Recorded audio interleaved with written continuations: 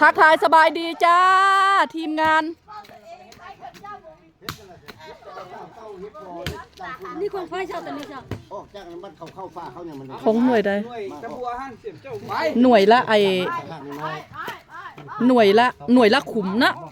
หน้ามันต้องการอยู่แล้วบ่หัวหน้าหน่วยละขุมบะหรืออะไรแบบว่าในบ้านไงผมบอกว่าเพชรกลุ่มนี้แล้ว3 หน่วยนี่ละเหมือคือไปพุ่นซะนะ3 หน่วยมันพัดเศษคุมนึงกันหน่วยละคุมแล้วคุมนึงเขาลุมกันใส่เม็ดเดียวนึงนะไม่ใช่แล้วเขาก็เหมือเขาลุมกันใส่นะ3 หน่วยมันสิบ่แล้วที่เขาก็มาเด้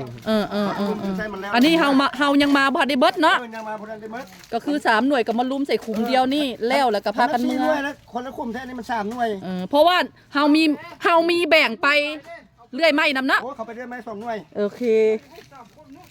เรื่องกระเทียมไก่เรื่องต้นม่วงอันนี้ก็ทีมงานบ้านท่าแคนพี่น้องอันนี้แผนที่ทีมงานบ้านท่าแคนเมื่อกี้นี้เราไปเบิ่งมาบ้านคอนแก้วกำลังสิขุดขุมกำลังเทคานเทหม่องตั้งเอาถังน้ำแท่นน้ำขึ้นไปเผื่อเป็นที่เก็บน้ำพี่น้องอยู่วัดบ้านคอนแก้วเมืองหินบูนแขวงคำม่วนด้วยความร่วมมือร่วมใจของชาวบ้านเฮาโอ้ดีใจหลายเฮาสิได้น้ำประปาโอเคจ้าสู้ๆทีมงานเฮา